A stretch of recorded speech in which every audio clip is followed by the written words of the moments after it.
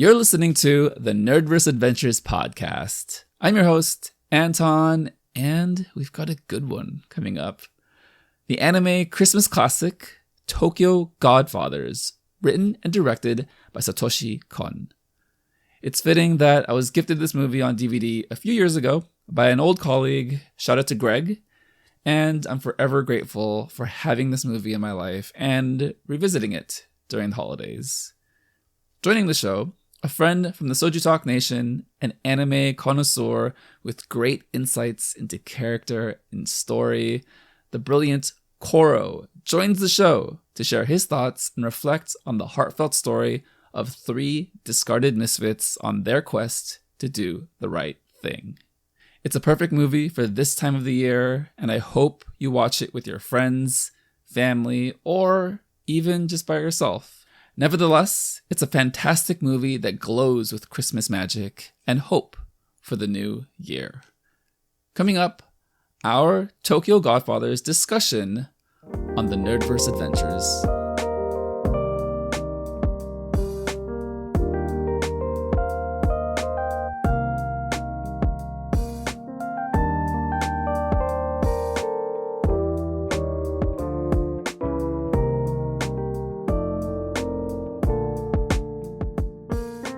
Welcome to the Nerdverse Adventures. Joining the show to talk Tokyo Godfathers, someone who is an anime expert, who is known all around Discord and various internet communities and the Soju Talk Nation for his extensive knowledge and depth and up-to-date information and all things anime. We're going to go into a history lesson today with kind of an older movie.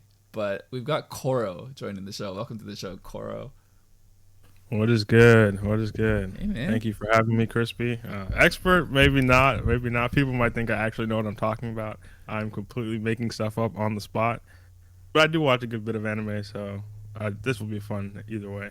You know, a wealth of experience, I think, is another way to put that, right? Yeah, that's a good one. Consume so much of it that you can know the ebbs and flows of how stories play out and kind of the touch points to look out for as far as the differences within various genres and Japanese animation in general, and how that is so distinctly different from any other form of animation, whether that's in the West or other parts of the world. But we're going to talk about Tokyo Godfathers, a movie that I hold very dear to my heart, one that I always revisit around this time of year. It is a Christmas movie, a Christmas New Year's movie. The synopsis is we have three main characters who are falling on hard times. They're homeless, living on the streets of Tokyo. We have Gin, Miyuki, and Hana, and they discover a baby in the trash on Christmas Eve, and it is a story of their journey and quest to reunite this baby back to her parents. And we go on a comedy of errors and just a number of coincidences that happen throughout the movie, but it all kind of stems from this Christmas New Year's magic that happens during this time of year, or at least the kind of magic that we hope to feel, all done with a very gritty lens to homelessness and how we think and treat people who are down on their luck, who are going through hard times. Koro, I know this movie's new for you, but what are your big picture takeaways, and what do you feel about the movie after having seen it? Yeah, so at least while watching it, first thing I noticed was good timing for the movie. Obviously, a holiday set movie between Christmas and New Year's. I thought that was very appropriate for the time of year. And I think big picture, the movie overall, it's very, you mentioned it a bit, but with the coincidence thing, like that's a very movie thing in general, or just fiction thing in general, where in order for stories to happen, there have to be some coincidences here or there. That's just natural for fiction, or else things might not progress. I think this movie is great at being self-aware with those coincidences. Like, this isn't just like, there's no point in the movie you feel like, oh, this feels a bit shoehorned in or whatever. Like, it's playing into that with the Christmas miracle and like the religious tones with, oh yeah, this baby is like God's looking down on this baby specifically. So all these things feel like it makes sense within the world of this movie. even if some of the characters in the movie themselves don't actually believe in it. So it also like they have like self-insert characters for the audience as well. And I think that was really strong from the movie to play into that and be very aware of it and acknowledge it. Because the movie as a whole just works better because of it, I think. I love what you said about self-insert characters, because for me, as fantastical and movie magic as a lot of stories may be, I still like to find myself somewhere in the movie, whether that's kind of the cynic, which is Gin, where he kind of doesn't believe what's happening, right? Because he's been through some things in his life where he himself is personally responsible for it, but now this is kind of his opportunity to atone. I I can kind of relate to that in the sense that you search for a purpose in your life. Something will hit you where it kind of stops your momentum, and all you want to do is sit and do nothing. I can name a number of times where either a job ended or I switched careers completely. I don't know if I've told you this in the past, but maybe 4 or 5 years ago, I switched from being in education, working with students in a number of different fields, to completely not knowing what to do in my life. And there was an inflection point where I could have kind of stopped and done nothing. And it's not until you get to a point of choice where you kind of flip that narrative for yourself. And I do feel like this movie rests on that balance of fate and self-determination, right? You have these three characters who are troubled. They've been conflicted. We mentioned Gin a little bit, but then we have Miyuki, where we do get a little bit of a backstory, but she has a troubled relationship with her father. It's fairly explicit of the flashback, but we're also not too sure if that is just a history that she made on her own. How did that scene hit you when you kind of found out that she stabbed her father, and that kind of created the riff? And did you feel like that was a fantasy scene that she created in her mind, or something closer to reality? It's interesting. I didn't think too much about whether it was real or not. I think I mostly took it on its surface. But thinking about it, I did actually, when watching it, I was wondering like if she really did stab him, it feels like there are some consequences that may need to happen, especially because her father is a police officer. It feels like something weird's going on there. Then at the same time, her father obviously loves her, so it's like, is he willing to cover that up or like look past it? Because it's his daughter, obviously. And then there's also the thing with the cat, where like the cat, I think she thinks her father got rid of the cat or something, and she's not really. That's like why she's so part of why she's so upset. It's like an overarching thing, but like that's like maybe the impetus for why she actually goes and does this. But I think toward the end, I may be misremembering, but the cat like it's revealed that the cat actually came back home or something like that. So the cat actually maybe just like ran away or got lost or something. I may be misremembering that point, but um, yeah, thinking about it now, like I think maybe the stabbing. This is just off the cuff, but maybe the stabbing was just like a super exaggerated, extreme version of like manifestation of that rift, and it needed to be something that extreme for her to feel like she could never go back home, and while she's living on the streets. But maybe in reality, it was something much more minor, but like it felt that heavy for her emotionally. But I don't actually know because I haven't thought too much about it. But that's an interesting concept. Yeah, I think it's very indicative of how we internalize the conflicts we have in our lives, right? Whether that's directly towards someone else or something that we think that we brought upon ourselves, and then how we choose to atone for it. In her case, yeah, she's saying, I'm living on the streets because I don't have family. Well, she's also kind of making the active choice that she feels she created that riff. So this is her atonement, is to live an unhappy life on the streets. And I think that's kind of the brilliance of this movie, where there's just a lot of layers as to the complexities of characters. There's no character that I feel like is morally, well, I think all characters are morally ambiguous, right? Mm-hmm. There isn't one that fits specifically on this hero or the antagonist or the villain. It's really just kind of the complexities of real life, and how we're all kind of still trying to figure things out as we go along. And I think it's just very grounded in that sense. I wanted to talk. One, Go ahead. Yeah. sorry. No. Right before you move on, because I just thought of something too with that point about the story, whether or not it's fantastical or not. I think the fact that Gin is also proves to be an unreliable narrator at one point in the film also like begs that question of whether or not like we don't see the alternative version of it, but we do see with him that he was like sugarcoating, maybe, well, maybe that's not the right word, but like he's definitely putting a facade with his story early on, and then we learn like the true story, and we don't get to see if there is more to her story. So maybe that means it's true. I don't know, but it is. The movie introduces that aspect, so it is very interesting to see. Yeah. We'll circle back on Gin a little bit later. Okay. But, Yeah. Yeah. No worries. But let's quickly touch on Hana, because I think Hana is a very interesting character.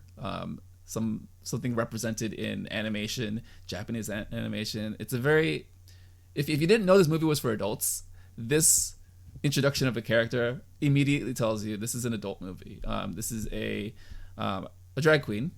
So they are portrayed as gay, but also dressed in drag. And this person, Hana, she goes by she, is very down on her luck in the sense that she has chosen to separate herself from a found family. So we do find out later that she, lived in a drag house. She was a performer, but she, attacked a patron, and that was her reason for kind of separating herself from, being part of this unit. It's not really clear as to what demons she is running away from. But in your opinion, how do you feel like that all played out, and where do you feel like she is as a character as far as being an emotional focal point? I think Hana is the most interesting because her story is equally like the least, well, maybe not interesting is the right word, but like when you find out about each character's backstory, we're going to get to again because his is kind of complicated too. But I think because of how we're introduced to Hana and see like how she goes about her, like how eccentric she is in the movie as well with some of the ways she like treats this child. We might think that she has the most like out there backstory, but you might think that something went wrong. And they even hint at like she had a husband who they hint like might have died from AIDS or something, but it turns out that's not the case. But then finding out it only came down to smacking or like beating up a patron who was rude to her when she was singing. It makes you feel like, oh, like even the way like her mother in the establishment reacts to it, it's like, oh, that wasn't that big a deal after all. Like to her, it felt like a massive thing. Same thing with maybe Miyuki, but to everyone else, they're like, oh, you could like you didn't need to leave for that. You could have came back. And I thought that was really refreshing because I think if that backstory was also really deep, and there are other things about her that are deep, but that specific instance that was also really deep. It might have felt like all three of them were just like might have been felt like too emotionally like too much emotional baggage. That's what I'm trying to say. But that was a nice like twist to keep that part of the movie light. Actually, I thought it kept the pacing of the movie really strong because we didn't have to dive. Like there were still emotional moments with her mother, but it didn't come down to oh she did something terrible to leave them. It was actually quite like not that big a deal in the end.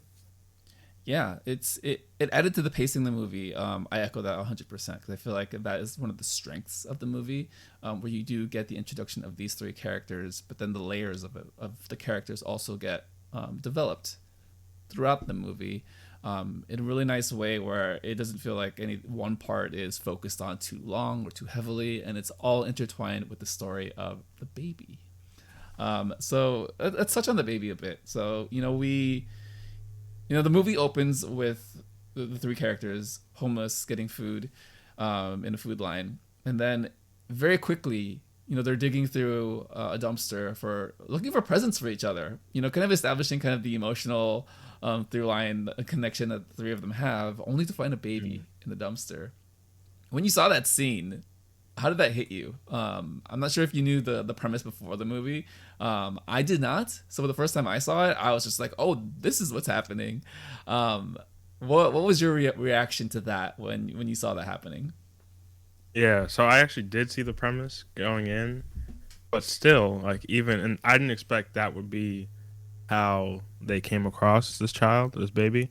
So it definitely caught me a bit off guard, and I try to get into it more. But like this, the baby Kyoko is just built different throughout the entire movie, and that's something the movie plays into as well. So it's very fascinating how like the story of this baby throughout the movie. Yeah. Um, let's touch on a couple quick technical aspects of the film first before we kind of dive deeper into a lot of those things that we're very much touching upon right now. So the art style, it's the movie was made in the early 2000s. So this is all hand drawn.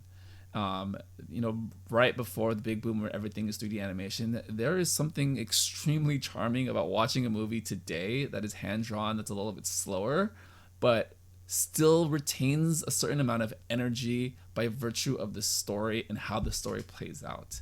How did you feel about watching a movie that is, geez, 20 years old? We're 20 years old now.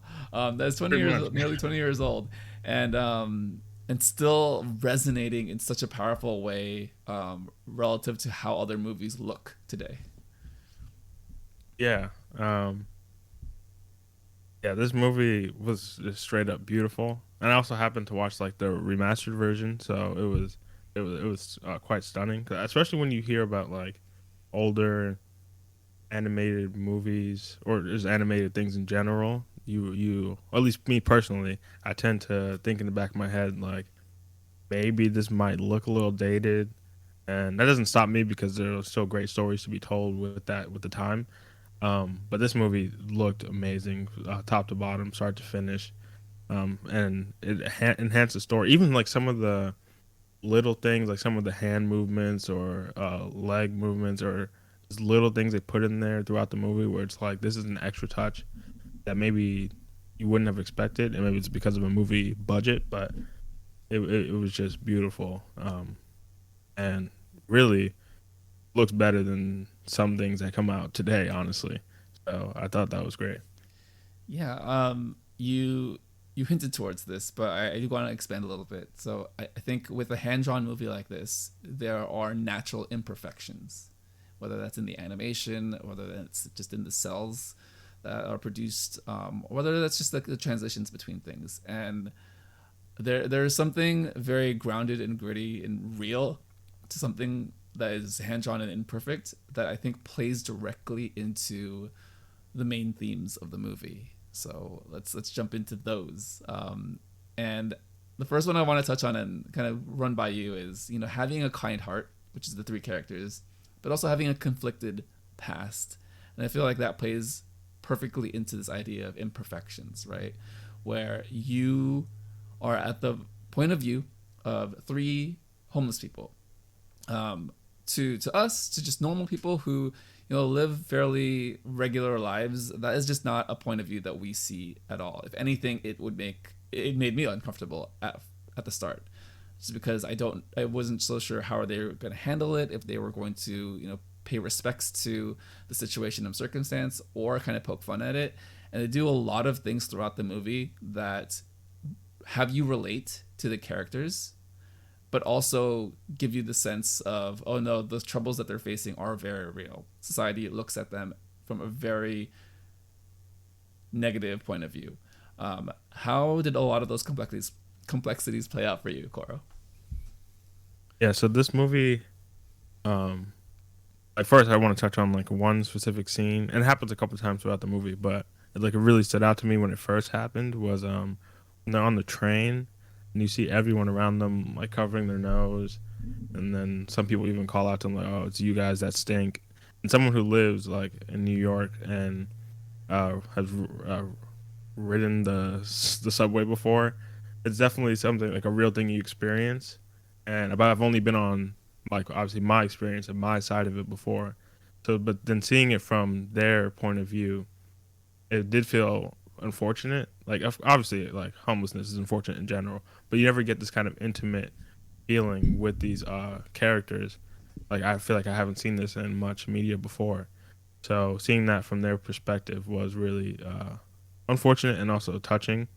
Even though I think the scene played it mostly for comedy, which was fine, but I thought that was like a nice detail, and they keep it consistent throughout the movie. Anytime they're on a train or just like in a crowded space, people make it known that they're not happy with their presence. And then like overall with like the kind hearts versus complex past, even if we think like they might have done certain things in the past that may not have been the best from them, or may not have been decisions that they are proud of, you get to see the actual like the story doesn't really go out of its way to tell you all the time. They show you a lot of great moments where it's like these are people with kind hearts, and like when they help like the mob, I think it's like a mob boss guy who's underneath the car. Then also when Gin helps the older homeless man who's just like laying out in the street and is like about to die, and he like takes care of him a little bit. It's just things like that where it's like a lot of people would just keep it moving and like not really pay it any mind, but these people, despite being on like a very important journey for them, go out of the way to make these stops and help these people, and it really showed their true character despite like maybe their living situation or some of their choices in the past. So I thought that was super strong. Yeah, I love that you connected all of the little moments they had throughout the journey, kind of the side quest, as developing moments for each of the characters, not just for the story, but I feel like for the audience as well. Because, like you said, you can kind of go about your life and ignore or discard in a lot of ways someone you see on the streets. And I feel like that is kind of the mirrored parallel in this movie where they actively choose to make a stop at every person who needs help throughout the Mm-hmm. movie. And I think that is just a brilliant use of kind of this idea to help someone regardless of their life situation. And it turns out in a lot of the cases, the people they're helping are also imperfect. I think you alluded to the mob boss and kind of the comedy of errors that would kind of ensue from there. I thought that was kind of brilliant how it all led to the wedding, where he sees the Mm-hmm. guy that essentially made him broke, and then he wants to do something to him. But then it flips into another thing where, because of his past as a debt collector or whatever person he is throughout the mob, someone else wants to kill him, and you know shoots shoot shoots someone. I forget like how the scene plays out exactly, but it's like he goes to try to kill he goes to try to hit or kill the guy who owes him money, and then someone's trying to shoot the mob boss that they were saving, but then the other guy intercepts, and it's just this whole sequence of just chaos, right? All of that leading to Miyuki getting kidnapped or like taken hostage by the Latin American person who shot the mob boss or attempted to shoot the mob boss. But then you find out their family and their backstory, and there is a language barrier. The version I saw did not have translations for the Spanish. Did you have Same, translation? same. Right? I thought that was brilliant because Yeah, for sure. now, for our point of view, we are only understanding the story from the main characters, right? We're only seeing the Japanese translation. We have no idea what's happening in Spanish, unless you know the bits and pieces of Spanish, which I did, which kind of helped. But at the Yeah, same same. time, Yeah. it's still there's still a separation, right? There's still a language barrier. But there are universal ways that we connect with other people through shared history, shared understanding of family.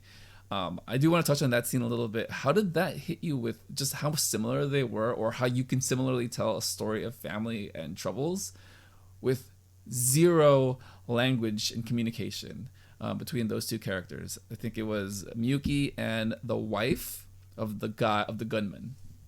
You brought up a lot of things I actually want to talk about, so it's Yeah, great that you brought up the scene. First of all, with like the mob boss, and then like the shooting, and then that was the point in the movie. I feel like I really saw, oh, they're really playing heavy into these coincidences. It was like back to back to back things going like in a chain of events like that were otherwise would have been maybe impossible.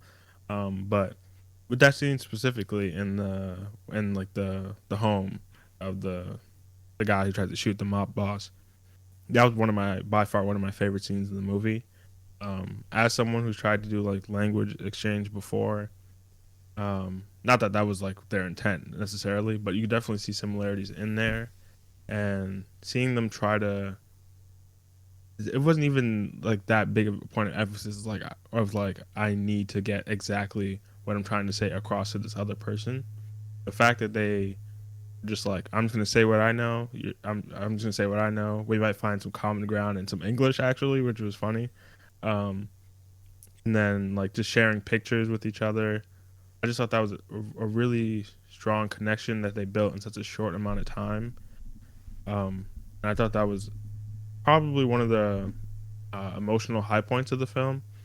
Because then we learn a little bit more about Miyuki as well in that situation. It was a clever way of getting her backstory across because we know like the others probably have an idea of it maybe already, so it wouldn't have made sense for her to talk about it then. But yeah, I will say though with that scene, I do wish the one thing I had to say about this film is that the shooter plot line didn't feel like it got wrapped up. Maybe that was the wrap up of it, but I felt like the way they set it up made me think, and they kept bringing it up on the news as well. It made me think, oh, there's something like this is gonna come back in the end. This is gonna tie back in somehow because of that whole thing. But the character just move on. And it was like, oh, that was that chapter. We're moving on to the next thing, and I didn't have a problem with it. But I do think that was one thing where I was like, oh, I wanted to see what was gonna happen with that guy because he kind of just like he drops her off and then he just disappears, and then she's just chilling with his wife. It was just kind of random, but I loved it all the same because it was a great moment. Yeah, now that you bring it up, we don't really hear too much about his story after that. And I do feel like it's more of a vessel to tell the wife's story in the sense that, regardless of the reason why he shot someone, um, going to that extreme is obviously the wrong thing to do, right? You never want to take someone else's life, but behind that there is, so that person always has a family, right? That person always has Yeah, someone that loves them or cares about them, or that person has love in their life. So to me, I feel like it's a parallel to a lot of what's happening with these characters, where they may have done terrible things in the past. They, may have lied about certain things, but ultimately they have love in their life for. They have some point of love in their life, whether that's their direct family or people around them. But yeah, I think it did lead up into a tie-in, but then ultimately did not. So yeah, kind of one of those things where I think they just ran out of a place to put it, which it happens yeah, for sometimes in sure. movies. I do want to touch on something you said about common ground with people, and kind of an anecdote of how we find common ground with people in real life, because I do feel like there is just a myriad of ways to find conflict with anyone, and especially during this time of year, the holidays and New Year's. It's been a little bit funky the past 2 years with the pandemic, but people are slowly getting back together and experiencing family rituals, whether that's Thanksgiving, Christmas, New Year's parties. But then you always have dinner, and you guys sit across the table from maybe your aunt or uncle that may see something a little bit different from you. Maybe they watch Fox News a little too much, and I can't say I had too many extreme experiences of that in my life, but I will say, you know, going to Filipino parties throughout my life, you would think that a family of immigrants or just a collective of immigrants sees things a certain kind of way, but you'd be surprised. I would say, without getting too deep into my personal life, it's just like these enormous like Filipino parties, and you always have that one or two uncle that is confusingly conservative. Like I don't know how it develops, but all of a sudden they start saying things because in your entire life you grow up and you realize like, oh, like they're uncles and you kind of trust and respect them, and then you learn about the world and you learn like, oh, there are some things that could be done better, and then you start to hear the opposite where it's like, well, it should be done better because I don't know, let's stop raising taxes, and I don't want to get taxed because of this and this. Not to make this Mhm. a political show, but I'm just like, it's one of those where it's one of those where you have to find a common ground, and kind of reflecting that back into the movie, there are a million points of view that I feel like are just completely different, whether that's the mob boss, whether that's the wife later on. We have I don't have her Sachiko, or whether that's even like the store owners. I feel like, ultimately you want to find that middle ground with people outside of what you see on the surface. And I feel like that's a really big lesson as far as approaching these characters in real life. Yeah, Cor, that kind of spun off into something else, but I think That was dope though. That was dope. I think ultimately it goes back into this idea of how we humanize, or in this case, dehumanize people in society and people who fall on tough times. Whether you're homeless, whether you are, you know, mentally impaired or have a mental disability. I think oftentimes in media, homelessness is paired with mental disability, and to me, I understand if that's an easy entry point, but I also feel like it's a lazy entry point in a lot of ways. This movie does not do that. This movie excellently portrays the fact that you can be a neurotypical, just well functioning person who just is down on their luck. How do you feel like those things were balanced throughout the movie? And how did that make you connect more with the characters because they were so relatable, because they could have been just anyone else who just so happens to fall into this circumstance? The movie felt very, like you said, like tasteful and maybe even ahead of its time. Like I can't speak much for 2003 maybe, but I was quite young. But it does feel ahead of its time in the way it approaches a lot of topics. Like you said, homelessness and even like Hana's whole character. Um, but I think it felt super relatable because we learned so much about them, and even like from the beginning, I noted this down too. But like the dialogue between the three of them felt extremely natural.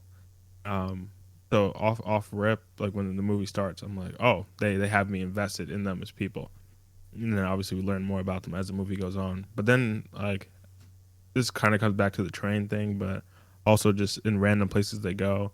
Like I remember specifically they were in this one store just like sitting on the side, and this guy like just gets super upset at them, and the store owner asks him to leave, and then it becomes like a little tussle outside the store maybe.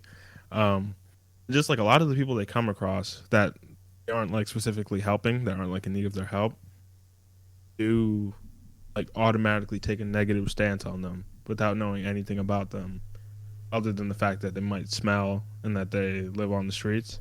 Um, and it's quite realistic, honestly, which is a sad thing to see, but it is quite realistic. But then seeing the other side of it, where it's like anyone they do help, that even like because they help them, they even give them like a second of a chance to learn more, a little bit more about them, or at least to see that there's something more to them than just like what's on the surface. They automatically have like uh, a brighter, maybe brighter opinion of them, which is like really interesting to see like that split, because you see like the very surface level, I'm not going to give these people a chance, they're bad.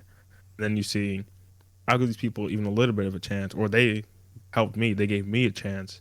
I can see that they're real people, just like I'm a real person, just like anyone else is a real person. There isn't that barrier there as much.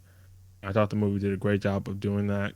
And then it comes down to like obviously the very, very end of the movie, and then you see they're kind of heroes in a way. So I thought this was a nice way to bring that full circle, because not like their lives, or maybe their lives do change because we see like a little hint of a lottery ticket, but on the surface anyway, their lives haven't changed that much.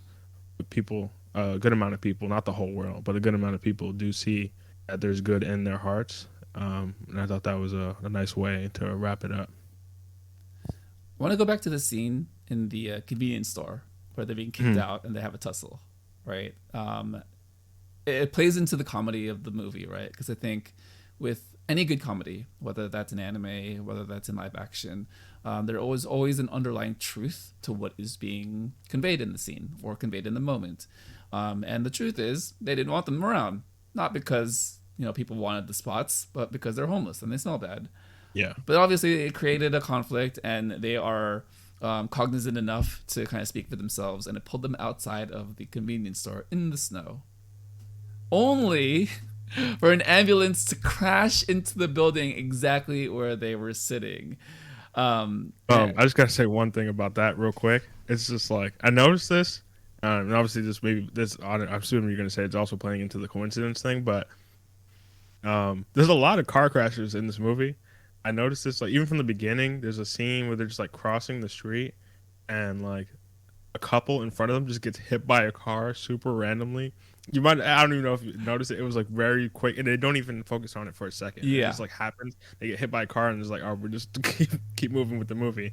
I thought that was, I don't know, that was a nice touch to just have it throughout the movie. Just a bunch of different car crashes, and they all like narrowly somehow miss our main group, which was cool. yeah. I mean, it plays into the comedy of what a car crash is, right? Right. It's something that you stop and pay attention to typically, but in this case, it's something you kind of move past and keep going, Mm. which is a nice. How should I say this? It's kind of the opposite way of thinking about it, right? And I think it adds to that levity. And then the idea of narrow misses, I think it plays into the, everything that we think about with fate and self-determination, right? Sometimes it's all about timing. Sometimes life isn't about getting it perfect or doing the right thing. Sometimes it's kind of just being lucky and perhaps even doing the wrong thing at the right time. um, Kind of going back into that scene specifically where the car crash like comes through, and we're reminded very much that it's a fantastical movie where it's a Christmas miracle that it all happened. But it's a Christmas miracle based on this idea that people didn't want you around because you're homeless. And I feel like that again, it's played for comedy, but there's such a sliver of truth in how like I want to think about the rest of the world, at least go into the world, right? Where, maybe sometimes you shouldn't ignore people. Not that you should go out of your way to help every single person, but if someone needs help or ask you directly, I think it doesn't hurt to give them a moment of your time, I guess is what I'm trying to underline there. And it leads into this larger question or larger idea of unintended consequences, right? Where it's the things you do or the things you don't do that lead into something else.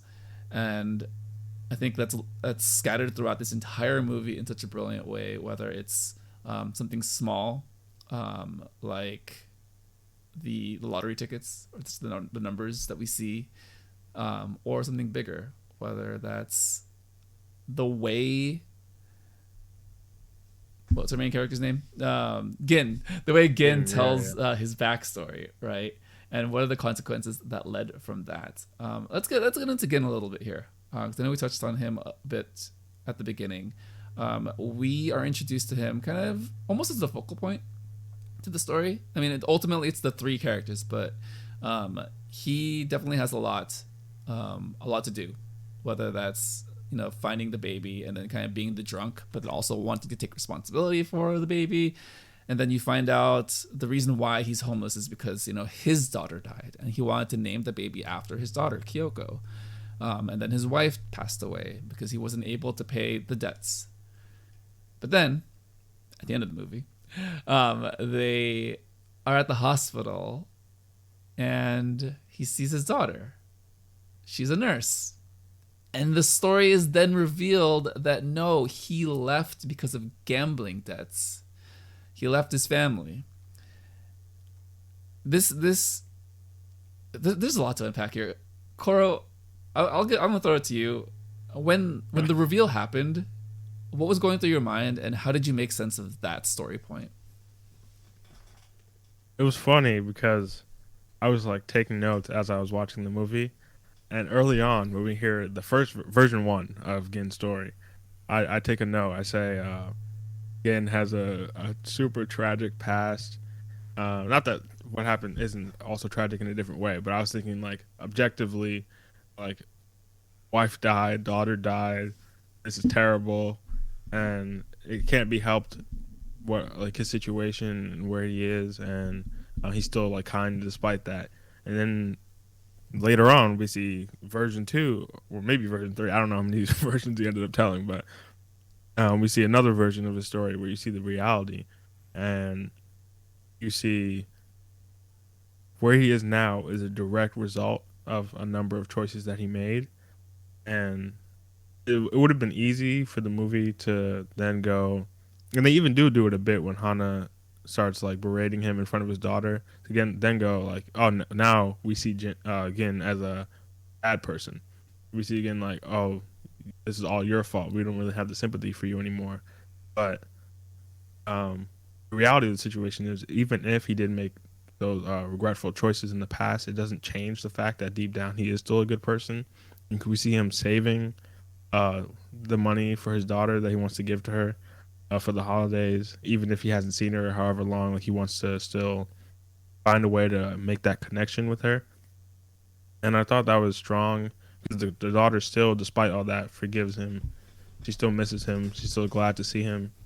And it's a good way of showing that despite all of that, it doesn't like undercut all of the things we've seen him do so far. It doesn't automatically like take away all of the great things he's done in this movie to show his heart. That was just his past and his mistakes. And it doesn't mean that you don't get a second chance. It doesn't mean you don't get a third chance. It doesn't mean that all of a sudden we're done with him. Even though the world might make it seem that way, the movie definitely gives him that light. So I thought that was beautiful, honestly. Yeah, no, that was very well said. And I think it does play into this idea of discarded people, discarded ideas, right? Ideas in the broader sense of, what does it mean to be a contributing factor to society? If you decide to be homeless, decide being a strong word here, what does that mean for how people should treat you? Does that mean you have value? Does that mean you're valueless? In this case, in this story with Gin specifically, he chose to be homeless because he felt like he dishonored his family in a number of ways. And then he created this elaborate backstory to gain sympathy for people he came across. Ultimately, it's a story of him saying he doesn't feel like he's good enough for his family. When if you have a good heart, if your intentions are pure, if you have a direction of how you want to help people, sometimes that's enough. And it's a little sappy, but I think in this story, that's kind of what it means, right? He's not perfect. He makes mistakes throughout this entire movie. But, I mean, one of the strongest points is the fact that he helped the other homeless person who was near death just to give him a comfortable way to die. Mm-hmm. And I think that was an incredibly heartfelt and touching moment, only to be juxtaposed by the teenagers coming to their home and wrecking it and beating up Gin, who is still functioning and alive, and then beating up the old man who has passed away. And I think it's those two push and pull emotional moments that set the story in kind of reality, where yes, like we want to live in this fantastical idea of everyone has a kind heart, but how do we treat people without knowing them, without finding out what kind of heart they truly have? And yeah, I think it just adds again to layers of Gin, and he's a brilliantly written character. I think. For sure. I just have to land there. Let's talk about our antagonist a bit. We find the baby, and the baby has a lot of these clues attached to the carriage. And we find some pictures, and they go on a hunt, on a quest to find this home. And it's the home of Sachiko and her husband. I don't think we have the husband's name. Do we have the husband's name? Don't think so. Right. It wasn't memorable. Yeah, but he is in the movie. He is separated from the wife, and they are just on hard times because, again, they are in debt because of gambling.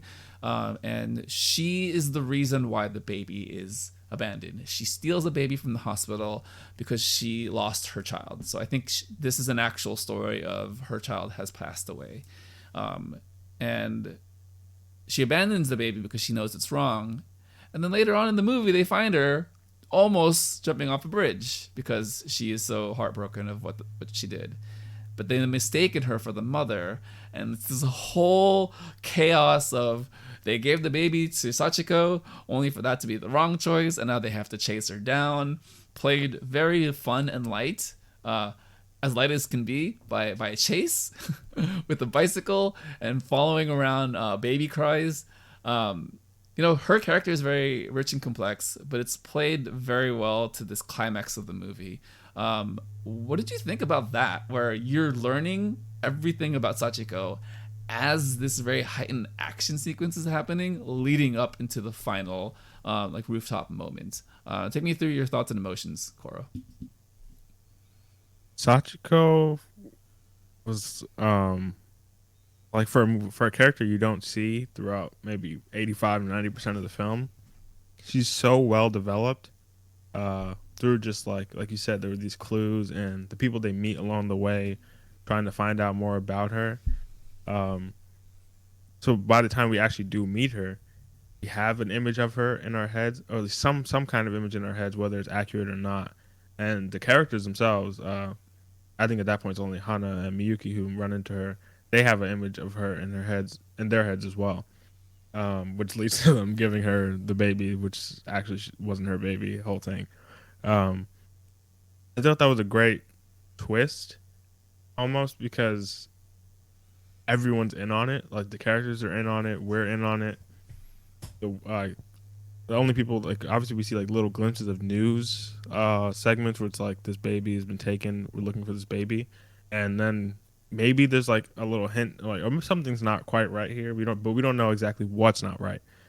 So then we see again meeting with the father, and you get like the true story, and then everything just like meets at a head. And like you said, the chase sequence was amazing, where like every baby in the city or in the vicinity just starts crying at the exact same time, so it becomes impossible to track a location. And then like the bike and into the truck, and he is smashed into the wall. And you think maybe obviously he wasn't gonna die, but it was like that bike was destroyed, and then he's just like hanging on the side of the truck, and then another car crash into the basement floor of that building. And throughout this entire thing, we see Sachiko trying her best to get the baby to calm down. The baby's like refusing to stop crying. And you can see even in those little moments, she's like begging the baby to stop. Something's just not quite right with her, but we still don't know to what extent, like how far gone she is. So then when we see her up at the top of that skyscraper almost, and she's about to jump with the baby in arms, everything, like, it doesn't seem like a stretch. It doesn't seem like, oh, this is a bit overboard, because really everything about this woman that we've learned up until this point is a bit overboard. And the movie does a great job of contextualizing her through the people that we meet that aren't even her. The one time we do meet her, she seems relatively put together, maybe, when she sees the baby, because maybe that's she feels like, oh, this is what I wanted this entire time, and she feels like she has her second chance. So yeah, that, and then obviously we can get into the whole rooftop scene, which was crazy in itself.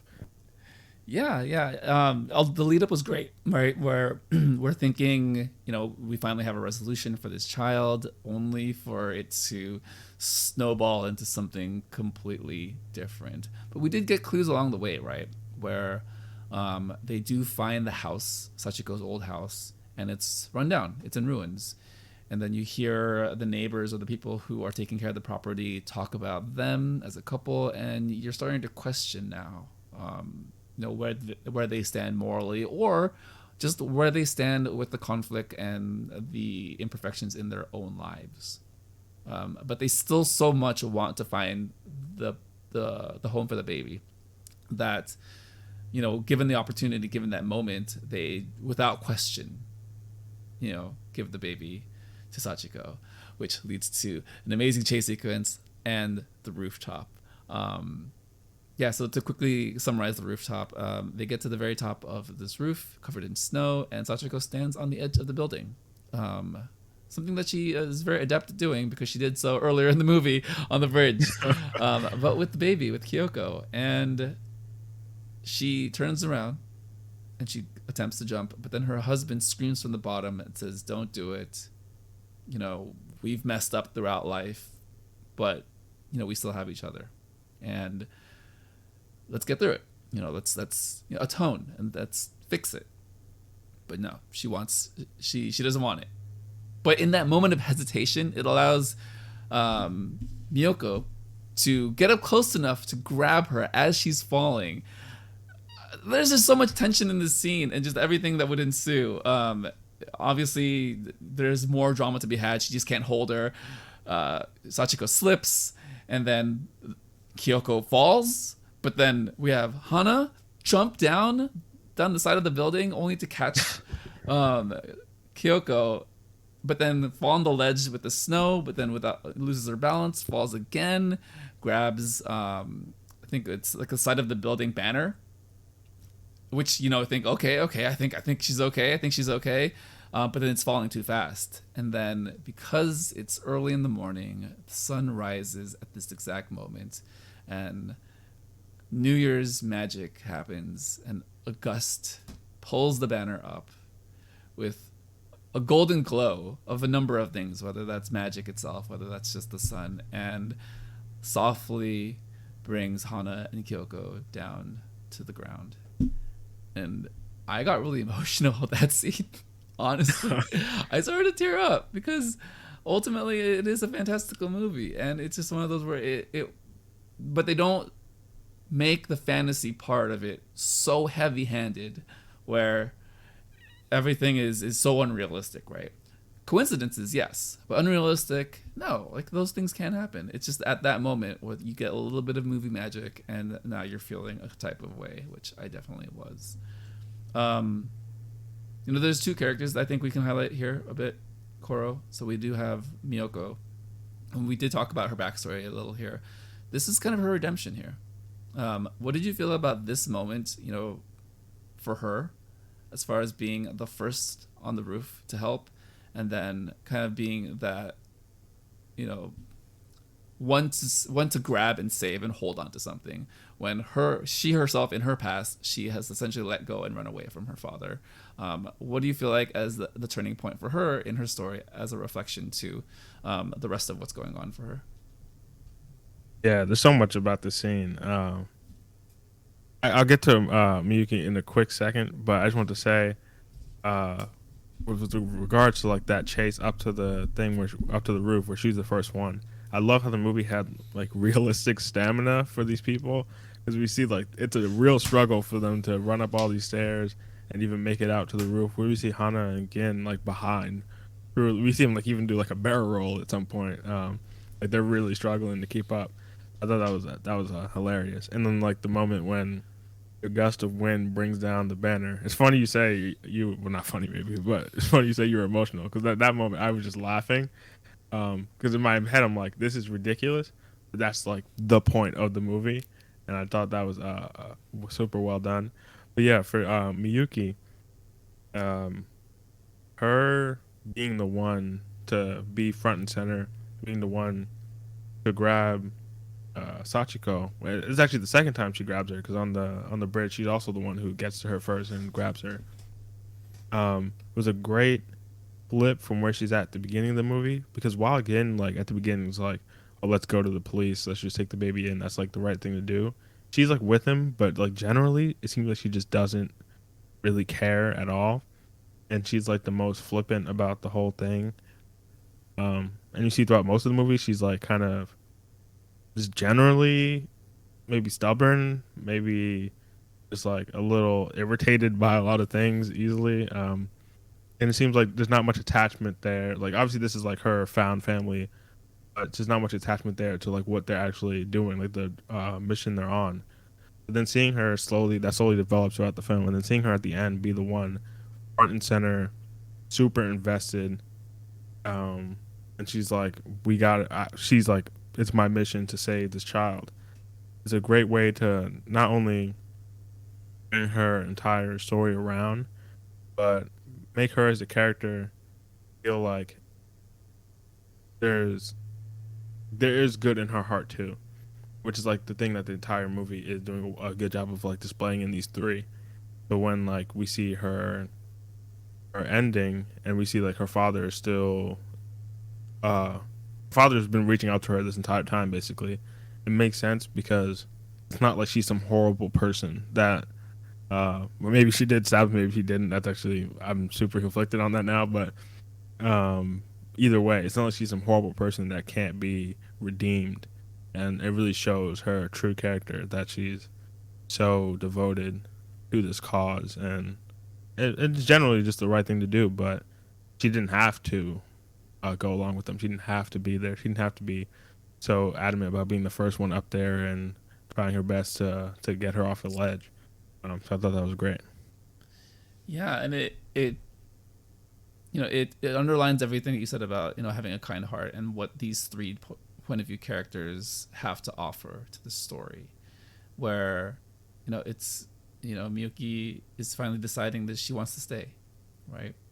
Similar to Hana, right, where Hana also left a family, but is literally taking a leap of faith for not just the baby, but for everyone, right? Because that baby is representative of a love, of a connection between people. We didn't talk about it too much, but let's talk about the drag house and mother.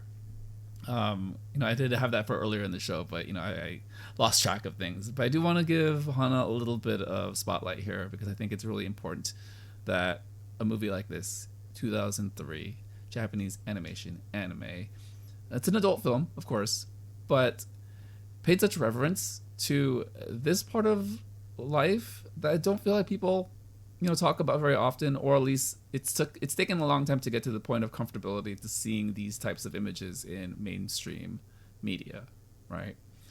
And in 2003, I could say I was not very aware. I was, if anything, I knew about it as a joke because that's how it was always played off. But to see that those characters at the bar really did have a family dynamic, a kindness to them, a willingness to help others in need, I think deserves a moment of celebration. What did you think about that whole situation at the bar where they did find our favorite Gin on the street and essentially resurrected him and rehabilitated him back to health? Yeah, like the scene where he's found was funny too because like one of them are like is she has like wings on and then on like a wand or something and then you see like a glow so you're like, oh, this is another Christmas miracle moment, but it's really just like kind of just how he saw it in the moment. Maybe it was kind of funny and he's like, I don't want your magic, I want an ambulance. So I thought that was a great scene too. But yeah, the entire home and their entire family dynamic, I think it's interesting in the context of like a lot of what we've talked about already, because I feel like that community, uh, still to some extent today, but especially like probably 2003 around that time and before, obviously, was demonized and maybe still is demonized by a lot of people who are looking at it from the outside or just like look down on the community as a whole. And for this movie to like similarly to what they're doing with the homeless community, what they did for that community. Not saying this movie like changed the world, but for this movie to also portray those characters as human. Like everyone in this movie is human, and that's like something we're all sharing. For them to not only save Gin, but welcome Hana back with open arms, like she never left, was a great moment and a great like humanizing moment for everyone in the scene and in the movie, basically. Because the only people that felt not less than human, but only people that felt like, oh, you're not really being even like slightly open minded, were all the people like I said, like on the train or in the stores who were like looking down on them just based on the surface. So it was a great way to show how I keep using this word, but human these people really are. And they provided like a needed space for them to rest to continue the movie moving forward. And they even like I think the mother even gives Hana some money when she's leaving and like says you're welcome back anytime. So I thought it was just a great relationship there, and we get another one of the Hana haikus at the end of that scene too. So it was great. Yeah, it's. I think it wraps up in this lesson of the value of getting to know someone deeper than on the surface, right? Because I think we've touched on it a lot already, but I think it bears repeating.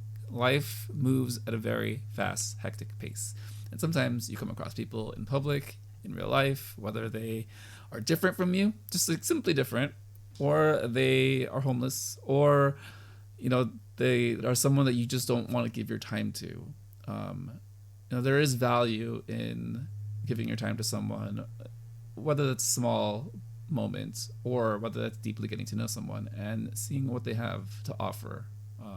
And I think that wraps up very well at the very end of the movie, where the family, Kyoko's family, is reunited, and they go to the hospital room with the three characters, Gin, Miyuki, and Hana, rehabbing from all their injuries and their quest. And they are indebted to them. They're deeply grateful for everything that they did to protect Kyoko. I don't think we actually have the baby's name at the end of the movie, right? It's just Kyoko. Oh, like the real, like her name that her parents actually give her. Yeah, Yeah, I don't right. think so. But it alludes to them wanting to let them be the godparents, the godfathers of the baby. And right before they go to ask, the door swings open, and the investigator that's helping is Miyuki's dad.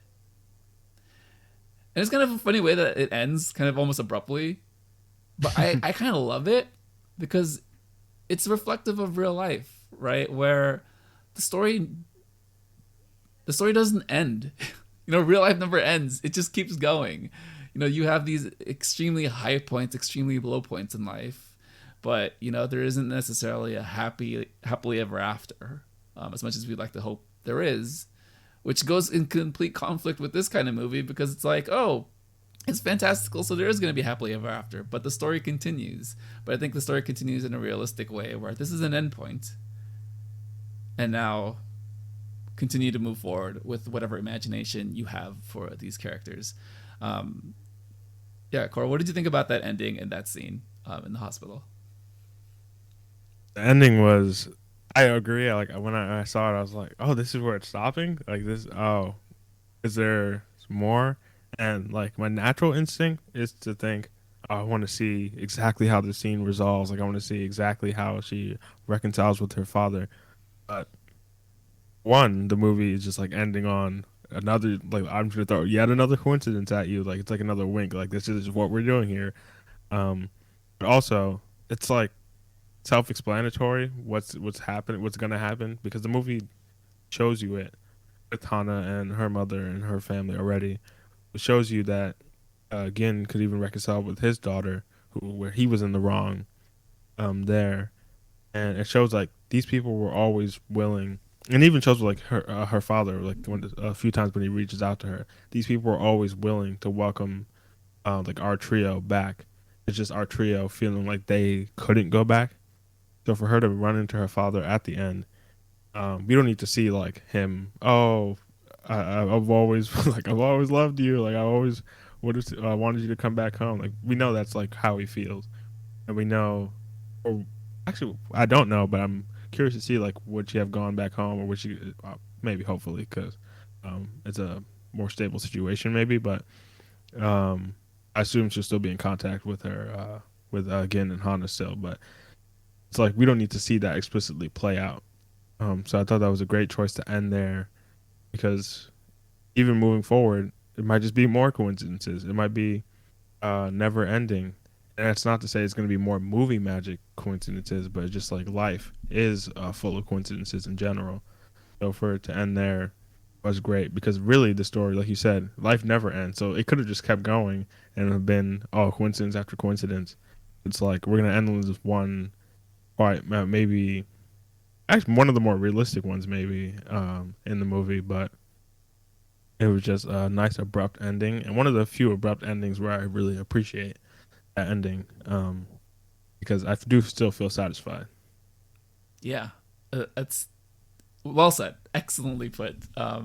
because I think oftentimes like we do want things to be tied up in a nice bow, especially a movie like this where so much has happened, so much movie magic, as we alluded to a lot throughout this conversation. But I think again, the strength of this movie is the fact that it is so grounded in how life actually does play out in a lot of ways. And yeah, I think it's kind of the strength of the writing of this movie, where they intentionally said, we are going to let you live in this world, and then we're going to let you continue to live in the world, whether that's through your own imagination or to revisit the movie to see how it all played out, perhaps from a different point of view or perspective. Yeah, man. Excellent movie. All right, let's go into some closing thoughts. So, this movie is a holiday movie, Christmas, New Year's. After seeing this movie, Koro, what Christmas and the New Year's things, what spirit did it put you in, and what are you looking forward to? Kind of either going into Christmas, going into New Year's, or going into the new year itself. What, I guess, mindset does this have you feeling? That's actually, it's weird because I'm one of those people, maybe grumpy is how maybe some people might describe it, but I'm like that person who isn't ever in the holiday spirit until it's like right around the corner. So when I see people playing Christmas music like before Halloween or whatever, I'm like, it's a little bit too early for that. That is early though. Let's be real. Yeah. Halloween. yeah. But there are That's people that do it, which is like, you need to relax, please. Yeah, it's a bit much, but now we're kind of getting to around that time. Even I'm like, okay, it's fair game, whatever. It's fair game. Maybe after Thanksgiving, fair game, whatever. But this is a nice movie to watch because, like, going in, I did see like the stuff about like the baby. I didn't know it was gonna be set around the time it was set, so like I was like, oh, great job there from Crispy. I mentioned that earlier, but it just did put me in a mood where the entire movie is about giving. It's not like, oh, this is like the main thing we're trying to drive home. We talked about a lot of those things already, but really, like, in all the ways they're helping people, and like even like the main premise of the film, like we're trying to give this child back to its parents, or give this child a home. It really was heartwarming in that sense, and it did put me in a mood where maybe I'm ready for Christmas. Maybe it's about that time. Honestly, it's only 11 days away, which I didn't realize, but it definitely is that time. And the movie ends like on New Year's Day, I think. So, going into the new year, maybe I will go in with a brighter perspective or a more open-minded perspective, more giving mood, maybe. So I thought the movie did a great job of being. I keep saying great job because the movie is just amazing, fantastic, top to bottom. But the movie did really do a great job of being relatable with a super maybe unrelatable subject matter. And I know this wasn't supposed to be about the movie I'm just gushing, but going into the new year, I'm just really looking to the next chapter. And this kind of ties back in maybe to what you were saying earlier about how like a few years ago you abruptly maybe ended one chapter of your life and moved into the next, and this movie is about a lot of people who left some chapter of their life and went into the next, maybe not in like the most positive way, but especially coming hopefully out of the pandemic soon ish, and also just like ending school soon.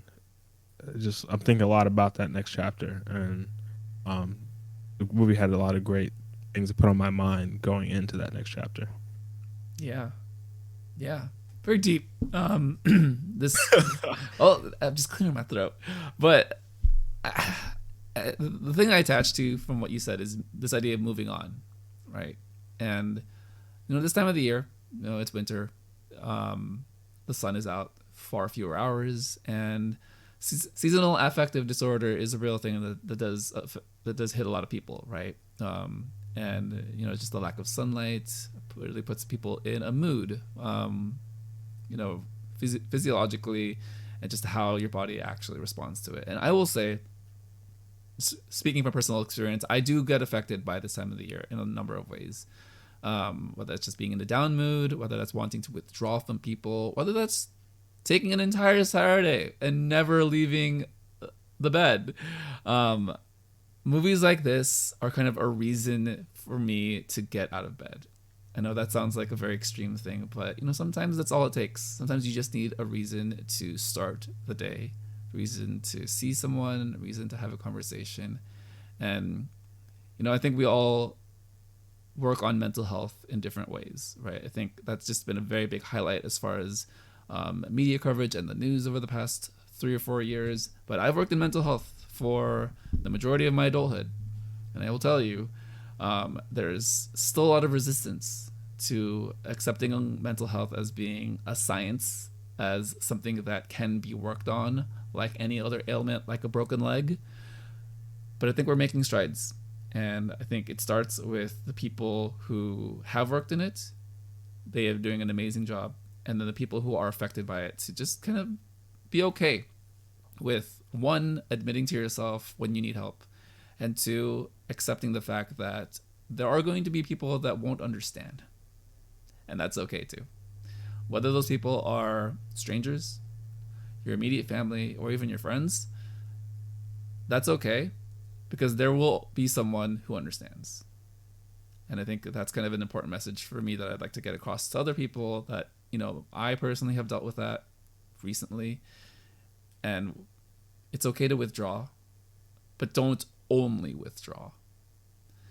Looping it back to this movie, these 3 characters, in one way or another, withdrew from life, their responsibilities, and the things that they found meaning in, only to find meaning and purpose within each other and through this quest of a baby. And it's a nice reminder that you can kind of live in a world in anime where you kind of get real life reflected back on you to kind of jumpstart certain moments in life, and kind of feeling good about wanting to do something else, wanting to move forward, and I think that is an important message from this movie. Koro, thank you so much for joining. You were excellent today. You killed it. It was a lot of fun, honestly. It was a lot of fun. First time seeing this movie for me. Great movie to honestly kick off whatever we do moving forward. Yeah, it was honestly just a pleasure for me. Thank you for having me. I might go rewatch this movie. I'm honestly not a big rewatcher in general. I don't know if I told you that before. Like, I don't usually rewatch things, but this is something, maybe not right now, but maybe this is something I can see myself coming back to in this season in the future. That's pretty unique for me. So thank you for bringing this movie to my attention, because I would have put it off forever, because I don't tend to watch like things that I know are going to be great and I can only experience for the first time once, which is whole nother conversation. But yeah, thank you a lot. No, it was a pleasure having you. You are definitely someone who I respect and appreciate your anime opinions and thoughts about. And I didn't know that you hadn't seen this movie.